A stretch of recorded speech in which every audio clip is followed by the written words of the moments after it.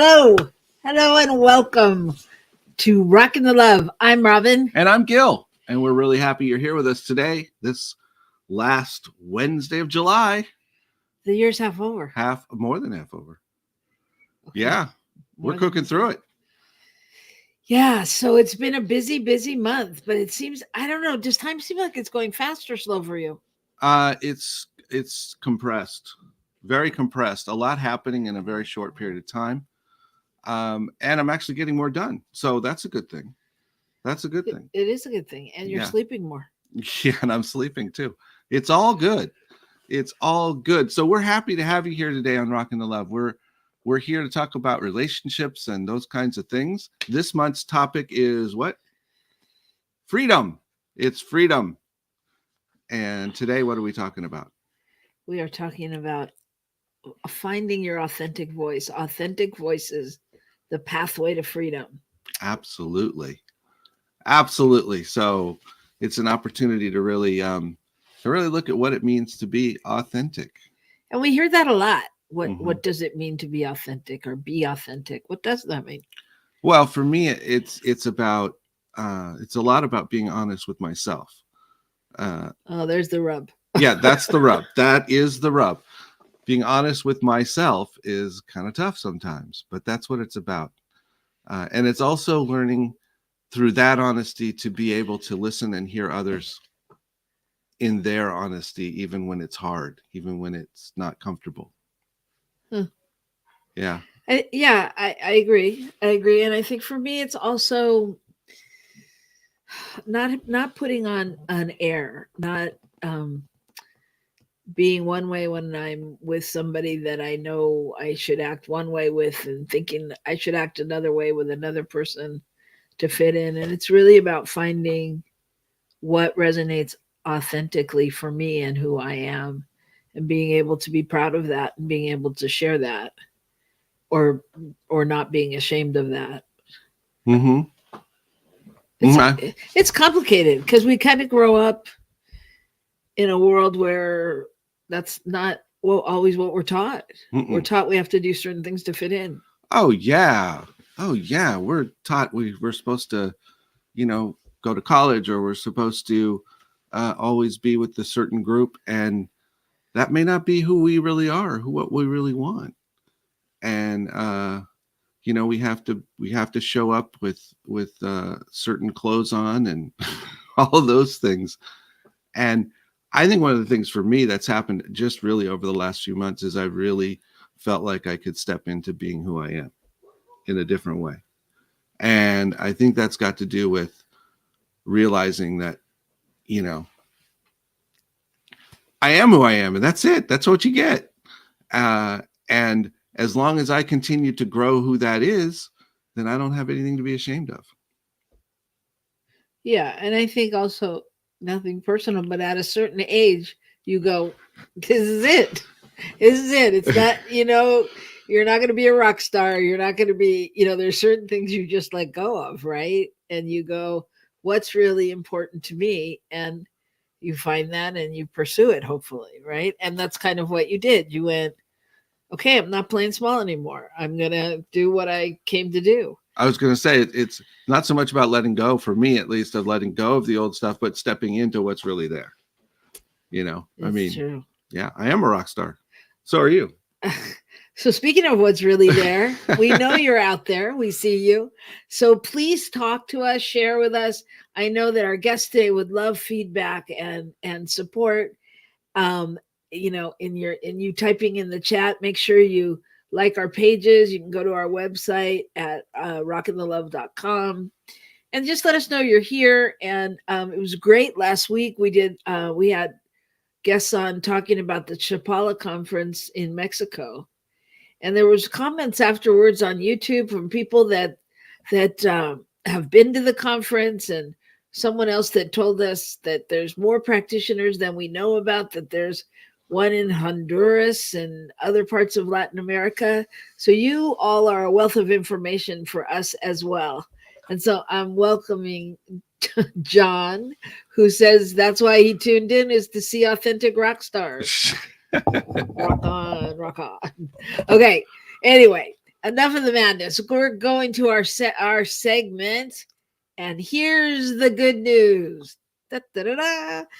We just thought in a world where there's not so much good news all the time that we should find it, whether it's in our personal life or out there in the world. So if you have some good news, share it with us. You got something? I do. I got something, and I think it's kind of funny. I was trying to figure out how to couch it, but I saw an article that that Tibetan sites. What's the word I want? Now I can't think of it. Historic sites, not historic sites, but cultural important sites. And I can't think of the right word. Point is, they have decided to not allow TikTokers to do videos because they're annoying. They're a nuisance. And on their monuments. And I was thinking to myself, on the one hand, it's like, oh, that's pushing people away. But it was like, sometimes it's required to establish some kind of boundaries. And I just thought it was funny that something so popular that they're like, no, we got to stop this. We got to do something different. So that's great. Yeah. That's great. Good news. To not go along with the flow, if it's sacred to them and that isn't, and TikTok isn't, then, why not, Okay. So what good news do you have?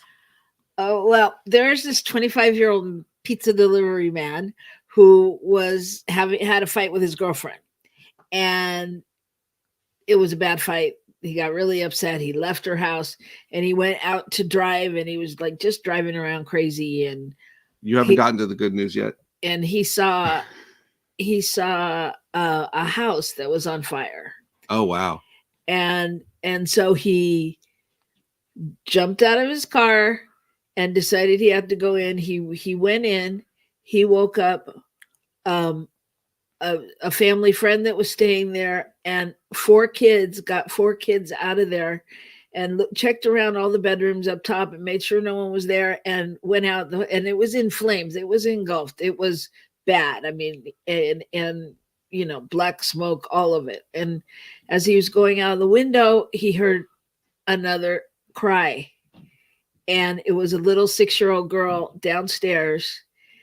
And he took his t-shirt off, put it in his mouth, went downstairs, got the girl, got her out unharmed, rescued 5 people. Wow.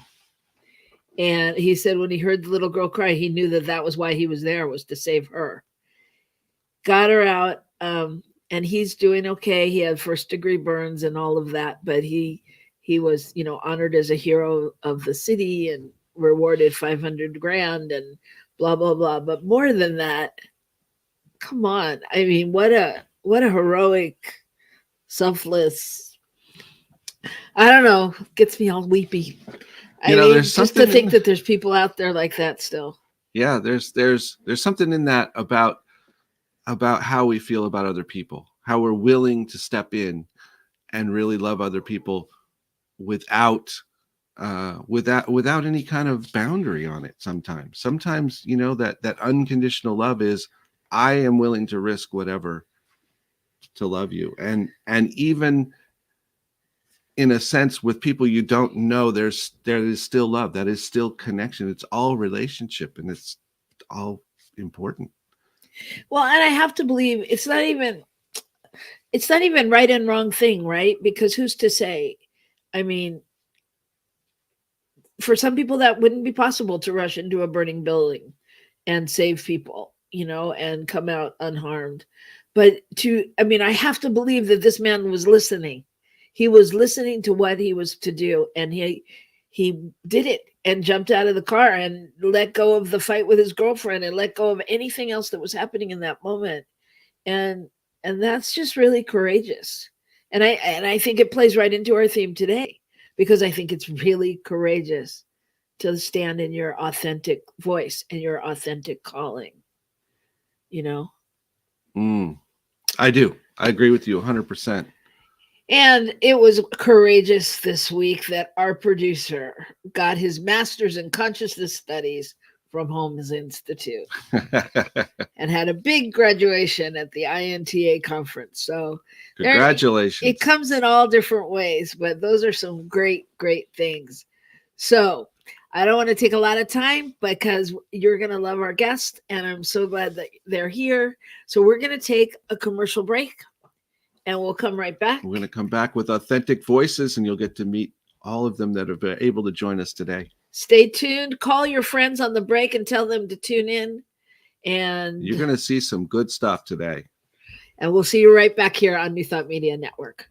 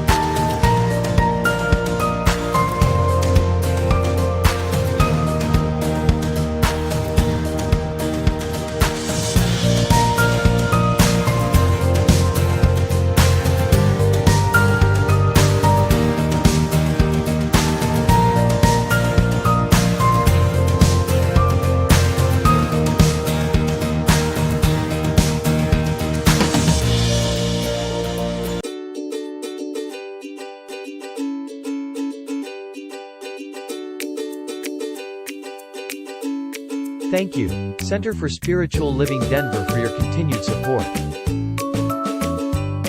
Thank you, Center for Spiritual Living Midtown Atlanta, for your monthly contribution. Thank you, Center for Spiritual Living North Jersey, for your monthly contribution. And please help us welcome Om Center for Spiritual Living in La Mesa, California. Thank you for your monthly donation. Thank you, Center for Spiritual Living Seattle, for your most generous donation.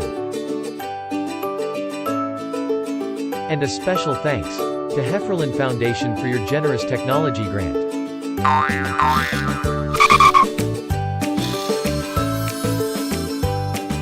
And Suze Ajit, thank you for your very generous donation. And a super special thank you to Dr. Tracy Brown, RSCP. Thanks for being a super donor. And a big shout out to all our committed donors.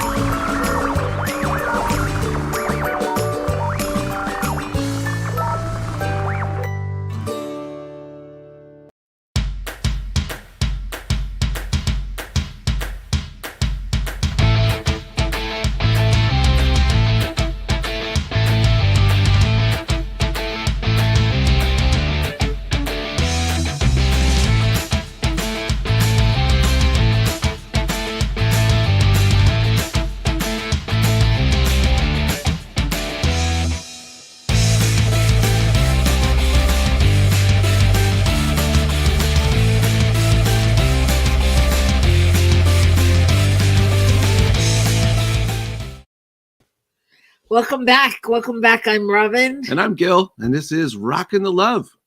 Yes. And we are here to rock the love today with authentic voices. This is a beautiful group of people that come to us from Centers for Spiritual Living in Sacramento and that have spent their time creating and speaking out about equality and justice and diversity. And I'm going to let their work and themselves tell you more. I'm going to just introduce Ayanna Kavuri, who is the director of Authentic Voices and founding member. She's just found a place to connect her passions in achieving racial equity and performing arts. And she is a self-proclaimed artivist. You're my people. I always say that. We Not are her we time. are artivists. Ayanna began performing theater and dances at the age of 5. So she'll be able to tell you lots about her and about everything. But without further ado, welcome everybody. Thank you. Thank you so much for having us. So Oh, I have a quick question. Can we be talking at the same time? Or do, but so we can have Yeah. that. Great. I just wasn't sure how that worked. Yes. Yeah, we're so happy to be here, Robyn and Reverend Joe. We just feel that this was a good connection from the very beginning. So we're excited to have the opportunity and be with you today. Our name is Authentic Voices, Our Voices, Our Stories. Authentic Voices, Our Stories. And so we're going to be, we are a readers theater group. So usually we're on book, meaning we have a binder in front of us. So we're not memorizing lines. So you'll notice that when we do the performance today, we might be looking a little bit to the side, but we'll be going back to the audience, looking at that camera in the middle there. Because normally we have a book when we perform it in a venue where we're walking around chairs and we're singing and moving. So this is a little different. We're exploring a new venue, and I'm really happy to have the opportunity to do that. I want to introduce the cast members. I won't do the introduction, but I'll just call your name. Please introduce yourself and share just a teeny bit about you from your bio. I'll start with Louie. Hello, everyone. I'm Louis Gonzalez. I am the team director at Centers for Spiritual Awareness, West Sacramento. I'm in grad school to become a clinical school counselor, and I love pop culture and I love racial and educational equity. And just, yeah, that's a quick snapshot. Thank you, Louie. I'm so glad you. And he's a great teen advisor too. Yes. Yes. Yes. Thanks, Many talents. Many talents. Jerry, would you please introduce yourself? Yes. Hello. My name is Jerry Walker, and I am a spiritual practitioner with the Center for Spiritual Awareness, our home church. I am also the newest ministerial intern. I'm going to Holmes Institute, hoping to be completed with that in 2024. And I'm just really excited to be here. Thank you. Thanks, Jerry. thank you. And Jeanette. Hi, Jeanette Egan here. I'm a longtime member of the CSA, Center for Spiritual Awareness in West Sacramento, longtime educator, and I'm beginning a more concentrated efforts with racial justice. I was involved in a habit building challenge that our church held, and also do circle keeping with the discussions that we have with things like 100 conversation cards, bringing lots of resources to the folks like you. Great. All right. That's fantastic. So, just a little history. How did you start this? Where did it start? Was it just from a passion, or was it based on an inciting incident, or? Yeah, maybe we could say that it was a little bit of all of that, but I will say that I've been a member of CSA in West Sacramento, Center for Spiritual Awareness, since 2006. And when I was approached by Reverend Georgia, the most recent retired pastor of the church, who founded the church, and after 25 years, I believe, just retired. I know it was more than 20 years. She approached me and asked me and a few other people if we'd be interested in participating in a readers theater group. And I didn't know what that meant, but I knew it meant being in front of people, and I knew it meant being creative, and that's all I really needed to know. And then I learned over the years what readers theater really is. So she pulled a lot of people together, and she wanted it to be impactful because of her experience working in lesbian issues and women's issues, readers theaters with those areas of focus. She wanted this to be about how we can spread the message of oneness through honoring the differences, right? So a lot of people don't want to talk about differences because they think they're going to step on people's toes, but actually we honor each other when we honor the differences. And we also have a philosophy that in our church that, we give out love. Everything's a call for love or an expression of love, right? No exceptions. So for us, this is an opportunity to dig in, tell our stories so that we can gain understanding and we can spread really love and the sense and the spirit of oneness for anyone who's going to listen to us. So we started there. The interesting part of coming up with the stories, however, is that we were challenging ourselves with, when's the first time you felt different? When's the first time you felt uh, shame or embarrassment about some aspect of who you are? When is the first time that you felt that you were in a group of people that were similar to you, or that you had a teacher that was from the same background of you?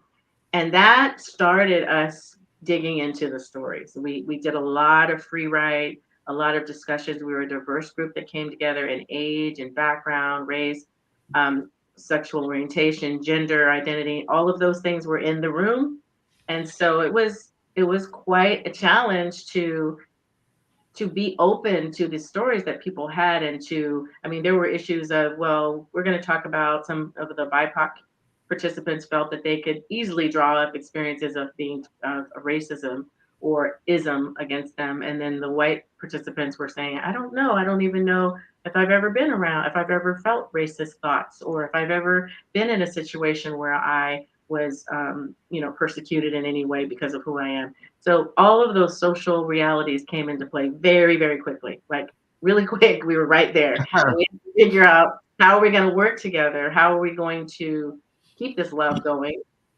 And it became very apparent that we had to just keep talking, keep sharing, keep feeling, keep expressing. Don't shut down, because when you shut down, then you shut down the possibility, right? So we kept staying open. And over the years, we've now had many people come and go through in our group. We are a group of 8 people. We have more people than who could show up today, but we have a core group of 8 people, and we are still expanding our stories. And I think that what's so unique about, so we did the stories, we got the stories together, and then we started sharing it at CSA. We did several performances within our own church, our own community, and it was very well received. And we started moving outward. I think the intention was to try to go to all of the churches within our religious group, and all over the place. And so we did a few, and then it started slowing down. I think sometimes the leaders of the church were like, we don't have any of those issues here. We are all getting along, and there's all not good. there's no racism here, or we don't, or there would just be fear about bringing the topic to the community and having the community have some type of reaction. But what we try to do is do the show, though it's always 1 hour. We do the show, and then we stick around, and we ask people to ask us questions. Any question is okay. All the questions are okay. The feelings of discomfort, or feeling disrupted, or feeling pain. I mean, sometimes people just say, this was extremely painful, but I'm so glad it came, or this is going to help me to understand these people that I work with a little bit better, and maybe I'll ask them a question. Or it's got to be really validating as well for some people, that I heard part of my story. I think so. Yeah. Anyone else want to jump in? I mean, I don't want to. The stories are for the people. Yeah. I think it's so important also, though, that, the part of the work is creating that safe space for people to be able to feel like they can ask questions, and to, even if they don't speak up, to like really have left with going, oh my God, they're my people, or somebody understands me. And it's that safe space that's so important, such an important container. I agree. And there's not often that people can find that space in their work, in their personal life, and within their family. Sometimes there is no safe space. So I think we have created a space for people to come and enjoy. And we try not to make it too heavy. You'll notice there's some humor involved in it, even though some of the topics are extremely sensitive and serious. We still try to mix it up. We use song as a way to kind of put an exclamation point on some of our stories. And we are moving around, and we're using fluidity and movement, some kind of somatic aspect to our show, by moving in and out of the chairs. So let's jump into it, so that, because I don't want to miss anything. Okay. So we can talk afterwards. So let's start with. Let's do the first one. Okay. Well, thank you. So this first piece that we're going to do explores the harm of racist actions and the pervasive consequences. The title of this is Blackface. And you'll also notice that you get a chance to open your mind because you might see a Black person portraying a white person, a female for a male. The parts are interchangeable. So that'll be something to adjust to and be open to. I confessed to a longtime friend who happens to be white. What I shared with her stunned her. I told her that I wore blackface when I was in high school. You mean you put shoe polish or charcoal on your face to depict a Black person? Yes, black paint and all on my arms too. Okay, I need to hear the whole story. What exactly happened? Okay, so it was 1979. My whole high school in Angels Camp was doing a reenactment of the Constitutional Convention. My assigned state was Georgia. I dressed as a slave, and my friends dressed as KKK members. Didn't you learn anything about the history of African Americans, Blacks in this country? No, all I knew about Georgia is that we're slaves there. I didn't realize that what I was doing was wrong and how I contributed to the racism that exists in every aspect of our society. Okay, but didn't any adults tell you that what you were doing was wrong or speak to you about it? No, I don't remember any guidance on this from the teachers. My parents didn't even know or pay attention, and it got much worse. Much worse? How? Well, at the mini mart after school, my KKK friends were chasing me around the car as a Black family drove up. And of course, they had looks of horror on their faces. I was so ashamed and I wanted to explain, but there was no explanation. Whoa, that is so messed up. I know, I have felt bad about it my whole life. Okay, so what are you going to do to fix it? Fix it? It was 40 years ago. Listen, I can't tell you what to do, but you need to do something. You need to even up the scales a little bit, clear your ledger. Maybe donate to a group that promotes education on critical race theory, possibly like the Southern Poverty Law Center or something. Oh, I like that. I can make an anonymous donation and support their education materials. And I can do some research for something more active so that no other kid has to grow up clueless like I was. Sounds good to me, as long as you Do something. Thank you. Thank you so much. Wow. And now these stories are all true stories. Yes. Written by people. Yes, written by people, and this particular one was written by someone who, that joined the troop and really just wanted to share and offload this experience. And so a lot of times what happens is it starts as a seed thought, and then it gets workshopped with the group. So, part of the process is also staying open to feedback and fine-tuning the story, and they're always evolving. Even to prepare today, we've kind of moved some things around, so they morph, but they are all from someone's experience. Yeah, I just think it's really important to reiterate that because sometimes people hear stories and they're like, that couldn't have possibly happened, Absolutely. And that's not the truth. That's not the world we're living in. Yeah. Well, I think what struck me in this particular story is there have been so many examples of the immediate cancel thoughts when someone shows up with this in their history. Mm-hmm. And this was more of a really trying to understand and somebody honestly saying, I was a kid and dumb and I didn't know. Mm-hmm. Yeah. I mean, we can't all know everything, right? No, I don't think, obviously we can't. We're evolving humans. And I just think that part of what we've created with our group is that we can start with that conversation as, with the ignorance, but we have to go into accountability. Right. So we take accountability for all of these experiences, even if they're experiences that are really harmful to us, because we believe that with our thinking, we can change, we can change our reality. Gary, did you want to say something? No, I was just agreeing with you, definitely. Yeah. Well, and I think the other thing that's important is that the experience doesn't go away. I mean, like the person who brought it to you, I'm going to guess they were adult. And, I mean, those things linger and they stay with people even, I mean, even those things like we did when we were little kids that we know were wrong, that you may have never confessed about or whatever. I mean, it's like, so it's great to really be able to get it out and then really to be able to do reparative work. Exactly.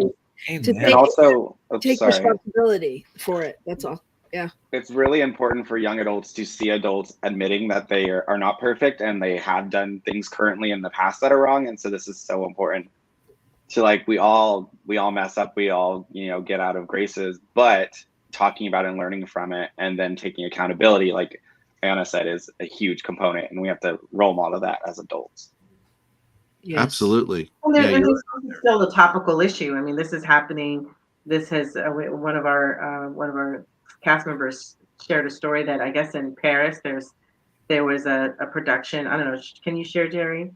Well, there was a opera in Paris. I guess a week before, an African American opera star was coming to perform a concert, and when she found out about it, she said that she would not be able to participate in that particular event because of what happened the week prior to. And she was just shocked that the idea of blackface was still being used in the opera format. So it's still affecting people even today. And this was not long ago in the news. No. Right. All right, let's go to the next one. All right, great. So this next piece is a shorter piece, and it's a little bit more humorous. This is a piece that describes an experience of racial stereotyping. And it's entitled Music at the 9 a.m. Service. We have two services at my church. Our 9 a.m. service is quiet and introspective. The 11 a.m. service has a band, lots of music, and a livelier presentation of the sermon. There's this young African-American woman who only comes to the 9 a.m. service. Once, as she was leaving, I asked, "Wouldn't you enjoy the gospel music at the 11 a.m. service?" As soon as the words were out of my mouth, I knew I had just said something very racist and offensive. Fortunately, she was satisfied with just giving me a look like I was crazy. And she still comes to that 9 a.m. service. Amen. Amen. Amen. Amen. Amen. Wow. That's one of those great examples of things where just not being tuned in to where other people are. Not at all.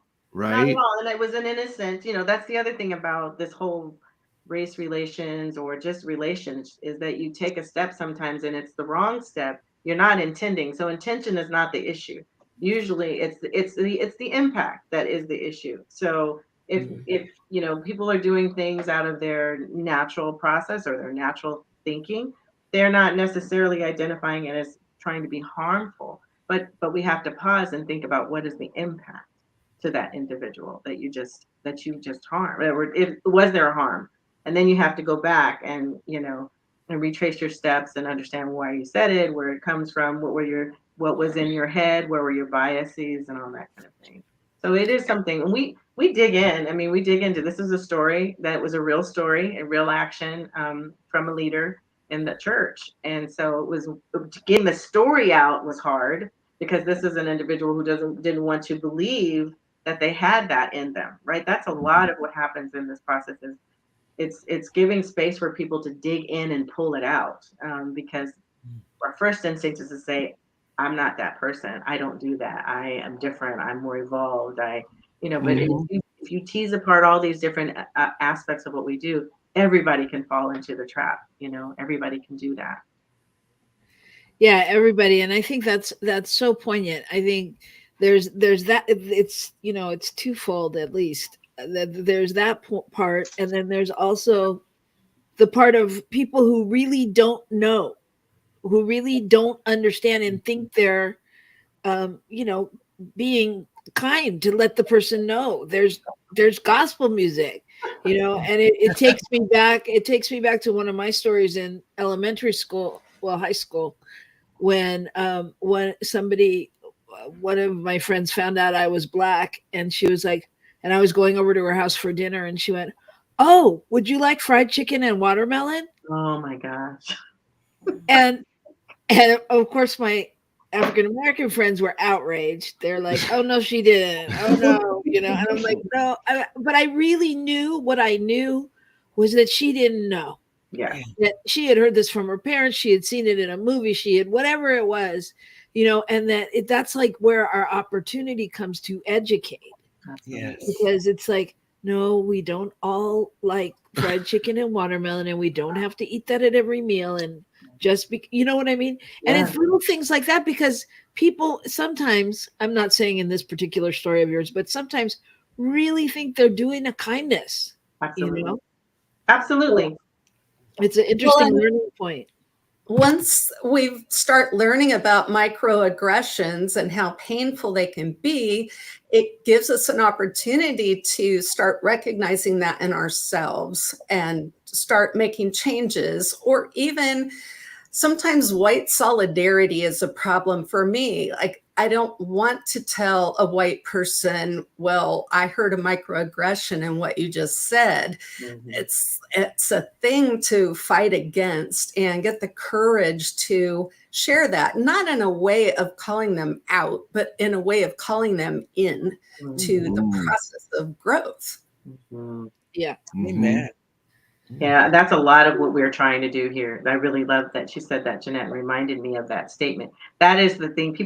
We have a couple of stories that we didn't bring today, but one of them is about stereotyping around Black women being angry all the time, which I'm sure you know about, Robyn. This is a common stereotype that we don't have like a range of emotions. We're either like super passive or we're always angry. And so when one of the aspects of that story is we're calling in the audience to understand how painful and hard it is to have good conversations and real interchange when somebody has already established this stereotype and bias about this individual just by who they are, what they think they are, not what they really are, right? And so we do that a lot. But there are a lot of stories actually like that about just questioning the bias and disrupting that solidarity that Jeanette was talking about. We have to say something. Yeah, beautiful. I mean, it's all an entry point. It's great. So start of a conversation. Yeah. You want to go to the next one? I do. Okay, so this one I need to prepare you for. This one for the audience, for you, and for all of us. Really, we always feel this story. This is a real story as well, and this one explores child molestation and neglect and negligence. It's called When Uncle Ralph Came to Town. The day began with the house and the family all in a flutter because Uncle Ralph was coming to town. Uncle Ralph was coming to town. And Uncle Ralph wasn't really actually my uncle. He was how we say in Black families, my play uncle. He was my parents' good friend. That's who Uncle Ralph was. I remember seeing pictures of him pushing me in my stroller when I was a baby on one of our yearly vacations to Disneyland. But on this particular visit, when Uncle Ralph finished dinner, he proclaimed to my parents, Dot and Ed, tonight I want to sleep with my girls.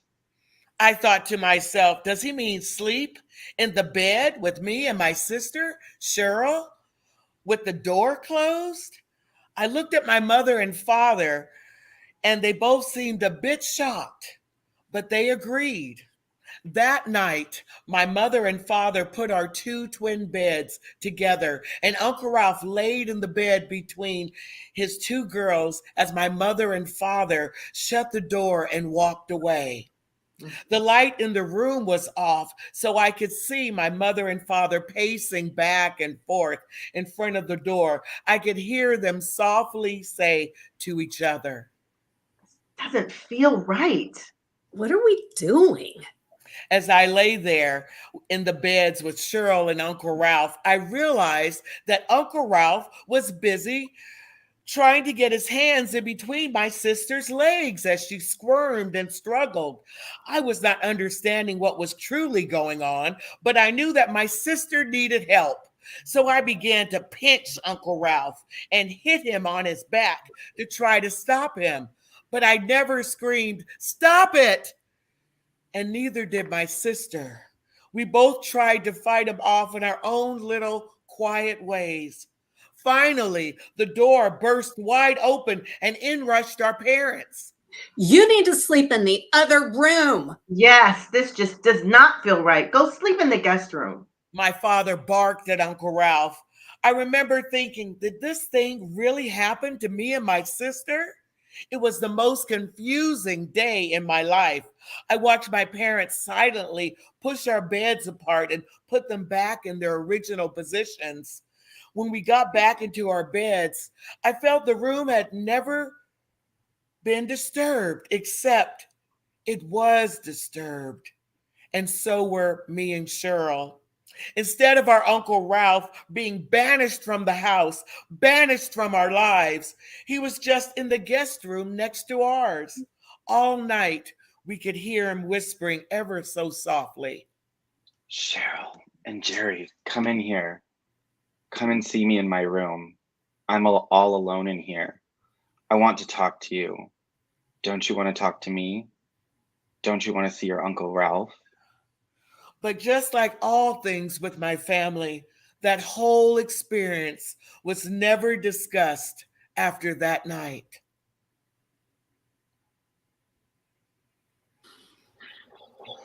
Wow. We warned you. Yeah, it's a lot. It's a lot. It's a lot. What immediately came up for me was, and I'm sure Luis has some similar and was witness to some of the same things, but some of the things that the CSL teen camp that kids shared was so intense and deep and disturbing as this. And so I know it happened, continues to happen. It's, this is not an old story. It's just one story. Mm-hmm. And I think the other piece is how cut off the family was because of their ability to deal with it. Exactly, because we know that hurt people hurt people. I'm sure their parents, this individual's parents, loved their children, loved this man, and this individual who shared the story with us, indicated so that my parents were loving people, but in that moment they were not able to overcome their own issues to protect their daughters from this man who was clearly intending to violate them. And the story, this happened in such a way that I just want to share it. This individual came to the group, brand new to the group, and said, "I have a story," and then laid this on us, and we were all like, everyone was just like, "Wow, how could this come out so easily?" But obviously, this person wanted to get this story out and was willing to offer this to us, and we have been embracing that individual the entire time because we know that every time we do this, it probably brings up things for them. But it's a cleansing, it's a healing. They're very ferocious about the fact that this was my story and I'm telling it, and I have to share that when we do this and when we perform this, multiple people say, I can't believe you're doing this, but I'm so grateful. I resonate with that. I'm still processing things that have happened in my life. Probably 50% of the people that I know, women that I know, have been abused, and several of the cast members have shared that that's happened to them. So I know it's very common, especially when young people, just the parents don't have the tools to protect them. Oftentimes it's just they're doing their life. And that's where the forgiveness comes in. People are doing the best they can at the time of the consciousness that they have. They're doing the best they can with the consciousness that they have at that time. And so are the children that are victims. We're doing the best that we can with the consciousness one thing that came out of this story is this individual who wrote it indicated that they're still upset because at some point they tried to tell the uncle, you just hurt me, don't hurt my sister. And they put themselves in harm's way to protect their sister. That happens a lot too, because that's a little child's mind trying to do the right thing. So Trying to this one is definitely something that I think is we're so grateful that the individual is willing to share it, because it has resonated with so many people in our audience. It was a big gift for us. Well, and I'll tell you, um, uh, again, speaking from my own experience, I think that I didn't think I was ever molested. I never thought that until like 2 years ago. I was in like a body work session, and it was like cranial, whatever it's called. Something to do with your head, sacrocranial. Yeah, and all of a sudden, what came up was a story that I told over and over about when I had it was summer. I was with my cousins. We were like hitchhiking to the beach. Went to the beach. The car stopped, put me in the front and them in the back, and I was in between two guys, and they were putting their hand in my bathing suit underneath. And all of a sudden, I realized in the session, I was like, "Oh my God, that's molested." I mean, I always thought like, "Oh yeah, that doesn't really count." Mm-hmm. That's not it's not a big thing like people that have real trauma, and it's like, I think it's also an opening, like any story, how it opens you to realizing that it doesn't have to look the same. It's not necessarily what you think. I mean, but someone touching you inappropriately, period, end of sentence, is being molested. Exactly. You know, And they're in need of healing. At some point, there's people that block it completely out of their awareness, their consciousness. They just block it out until one day it kind of comes back when they're older. At times, I've seen that happen. But I think what that does is it starts a conversation about protecting children, one, and also we never know what shoes people are walking in. And when we're having a difficult relationship with someone, you don't know all of the iceberg that's underneath. We have no idea unless they're willing to share it. So just getting into the practice of sharing what's real for you internally first through journaling and any other way that you need to do it. For me, it's through somatic work, dance, movement, singing, anything that's, kinesthetic in a way that helps me to connect. Hearing this story might be the beginning of somebody's healing, and that's what we hope. absolutely. Mm. Absolutely. I have one quick question. Mhm. Luis, do you want to comment on any feeling or whatever of playing that part in there? Yeah, it's definitely uncomfortable. I think we've done it live 3 times and it got less uncomfortable. It's still uncomfortable. And we were sharing when we practiced not too long ago. It feels really awful being this nasty person on camera. That was like a whole nother layer of like, it's just not in the moment. Like we're on a recording, like there's people watching, people can access it. And I just like had to stand in my own truth, like knowing what's true for me. And like, obviously I'm not this nasty person. And my brief uncomfort with it is okay because it's sharing a true story and it's like holding space for someone. And so, yeah, it feels gross. I didn't like it, but it's something I'm more than happy to do just because it is someone's truth. Part of my direction to Louis was always knowing Louis's consciousness and the time that I've known him. I know this is, it's acting. Okay. But one of the things I was sharing with him, we just, in fun to try to bring levity. We were like, you just got to get creepier with your voice. You just got to get creepy, more creepy. We need more creepy, Louis. So that was some of the things we worked on, and we checked in sometimes like, okay, when we're talking about somebody's stories, is that okay for us to be funny at this moment? And, the individual will say, I'm good, or no, I'd rather not. We really try to hold conscious space for our people in this because we know we're just representatives of the people that are coming to see us. So we have to always be conscious of what we're doing and how we're reacting. And, so we check in a lot with each other. That's great. That's great. Well, I want to get to this last one for sure. So sure. I would love for you guys to take us through the fourth one you want to share with us. Okay. Thank you so much. Yeah. So this last one that we have is, it's a piece that was written to express feelings when one's gender identity clashes with social gender norms. And the name of it is Why Wasn't I Born a Boy? As I took my shirt off at the pool, Mom said, No, honey, boys swim without their shirts, not girls. I looked just like them. Why wasn't I born a boy? I was a 4-year-old, but my mom's face clearly said, end of conversation. As I morphed into puberty, girls grew into women, boys grew into men, and my breasts grew in between me and my basketball. When I showed up for my game, my friends would say, What are you doing? You're not in the club anymore. You're not one of us. so there I was, a boyish girl landing in. Tomboyland. It was lonely, but I was okay. I started thinking, I'm attracted to women. I must be a lesbian. But some lesbians seem to like their female body. I didn't feel comfortable with mine. I wanted to have a male body. I felt like a lesbian imposter. One day, while watching TV, a documentary came on about a female transitioning to male. I was riveted. I watched every segment I could find. I told Mom about these documentaries, and she had shared she felt just as she felt 30 years ago. Well, I felt the same way as well. After my mom passed away, I realized I was still half living my life.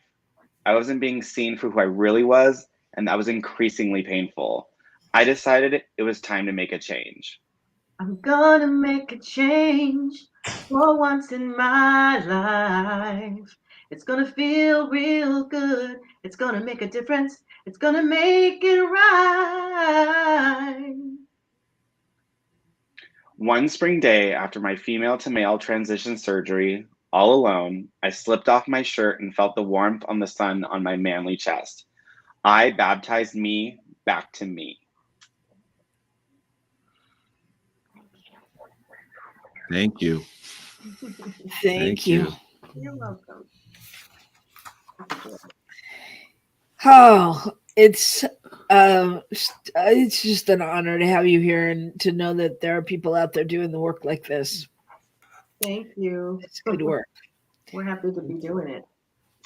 Yeah, and I think there if you would like to have them do their presentation at your center or virtually, you can contact them. The number's up on the screen. There's also a website you can go to and have a deeper conversation about it. There's all kinds of possibilities. So yeah, Can I have one more thing, Robyn? absolutely. I just want to share that we don't just leave you with this. Like, we have developed a workshop.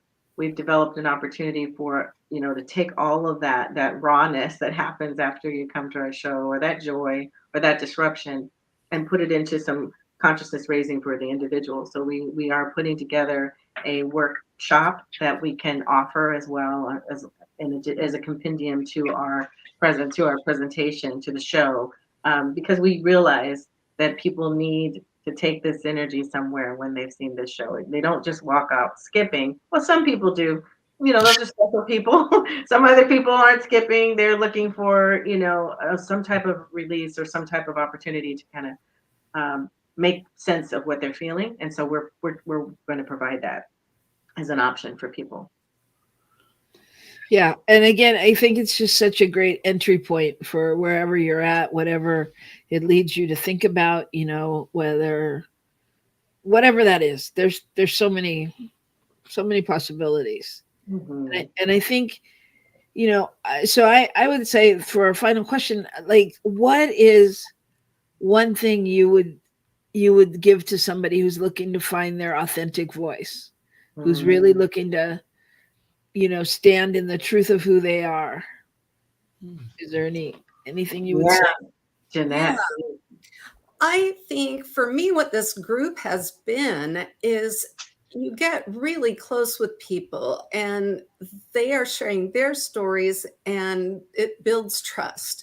So if you can find even one person who is open to this, that community will be built and the support. I think that's really important. Beautiful. Lily, can you, do you want us all to respond to the question or just one-on-one? Yeah, sure. Sure. I can Lady. share. Yeah, please. As a millennial, we have 1,000 different ways to distract ourselves. Instagram, phones, computers, tablets, everything. And turning those off and sitting with yourself. I'm very fortunate to I live alone, but I live with myself.